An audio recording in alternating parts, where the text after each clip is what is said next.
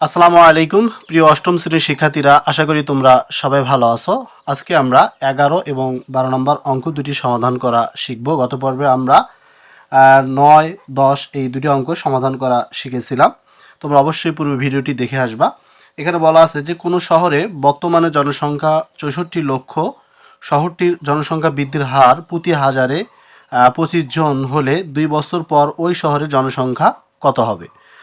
তো এটা আমরা যেভাবে সমাধান করব, আমরা বলতে পারি ওই শহরটির বর্তমান জনসংখ্যা হচ্ছে পি সমান সমান 64 লক্ষ, আর জনসংখ্যা বৃদ্ধির হার হচ্ছে প্রতি হাজার কত 25 জন। তো আমরা এটা আর ইকুয়াল টু আমরা এভাবে লিখতে পারি, অর্থাৎ 25 ভাগ আমরা এখানে 1000 দেব।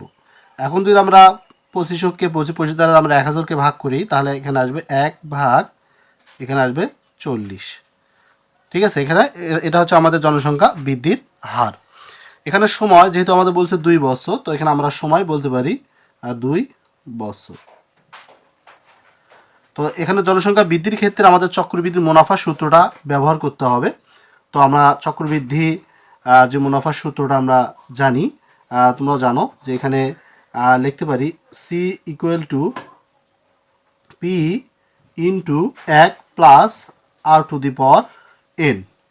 এখন মানগুলো যদি বসাই, তো তোমরা দেখো আমরা এখানে যেহেতু এখানে 2 বছর পর তখন কি হবে, এনের জায়গা 2 হয়ে যাবে। তো আমরা পির মানটা বসাতে পারি, এখানে হচ্ছে 64 লক্ষ। তো আমরা এখানে 64 লক্ষ দেবো 5টা শূন্য। এরপর এখানে 1 প্লাস আর এর মান হচ্ছে 1 ভাগ কত 40, আর এখানে যে 2 তো 2।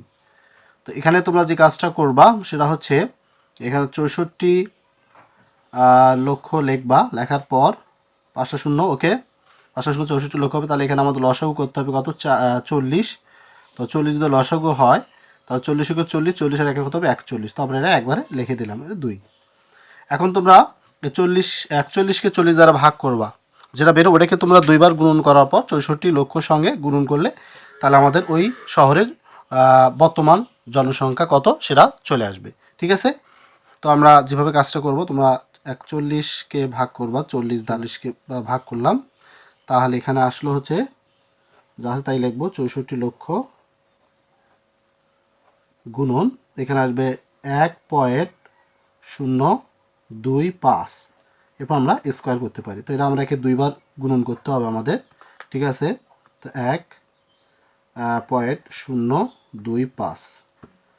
তো এটার সাথে আমরা 64 লক্ষ গুণন করব, তাহলে এখানে লিখবো 64 লক্ষ 5টা শূন্য গুণন, এখানে দুটো মানে 1.025কে তোমরা যদি স্কোয়ার করো, তাহলে এখানে আসবে 1.050625। তো এটার সাথে আমরা এখন গুণন করব কত 64 লক্ষ। আমরা গুণন করি, তাহলে 0 2 3 4 5, ওকে। তাহলে আমাদের লোক সংখ্যা দাঁড়াবে এখানে 65,24,000। তাহলে এখানে 24,000 এতজন। তাহলে আমরা যদি স্কোয়ার করি, তাহলে এখানে 67,24,000 জন এখানে ওই শহরের জনসংখ্যা হবে 2 বছর পর। তো এখানে আমরা উত্তর লিখতে পারি যে 67,24,000। ওকে, এটা আমরা কমা ব্যবহার করলাম। এটি হচ্ছে আমাদের এই প্রশ্নের সঠিক অ্যান্সার। এবার 12 নম্বর অঙ্কটি সমাধান করব। এখানে বলা আছে, তোমরা দেখো যে এক ব্যক্তি একটি ঋণদান সংস্থা থেকে বার্ষিক 8% চক্রবৃদ্ধি মুনাফায় 5,000 টাকা ঋণ নিলেন। প্রতি বছর শেষে তিনি 2,000 টাকা পরিশোধ করেন। দ্বিতীয় কিস্তি পরিশোধের পর আর তার কত টাকা ঋণ থাকবে, এটা আমাদেরকে বের করতে হবে। তো এখানে আমরা বলতে পারি আসল পি সমান সমান 5,000 টাকা। তো আমরা এখানে 5,000 টাকা লিখব। ওকে, এখানে মুনাফা হার কত, বার্ষিক মুনাফা হচ্ছে 8%। তো এর 8% আমরা এখানে লিখতে পারি 8%। তাহলে 8% আমরা এভাবে লিখবো 8 ভাগ কত 100। তো এটাকে আমরা যদি ভাগ করে দিই 8কে, তাহলে 0.08% চলে আসবে। ঠিক আছে, তাহলে 1 বছরের চক্রবৃদ্ধি ঋণ কত আসবে, তাহলে আমরা প্রথম বছর যেটা ঋণ আসবে আমরা লিখতে পারি এখানে। তাহলে এখানে মান যদি বসাই, পি মান হচ্ছে এখানে দেখো 5,000। তো আমরা এখানে 5,000 বসাবো। এরপর এখানে লিখবো 1 প্লাস আর এর মান হচ্ছে 0.08। এখানে একের দাম আমরা কি করব, এদের একের সাথে আমরা 0.08 যোগ করব। যোগ করার পর আমরা 5,000 দ্বারা গুণন করব। ঠিক আছে, তো আমরা যদি এটা গুণন করি, তাহলে এটা এরকম আসবে, অর্থাৎ 1 যোগ 0.08, এরপর আমরা গুণন কত দেবো 5000।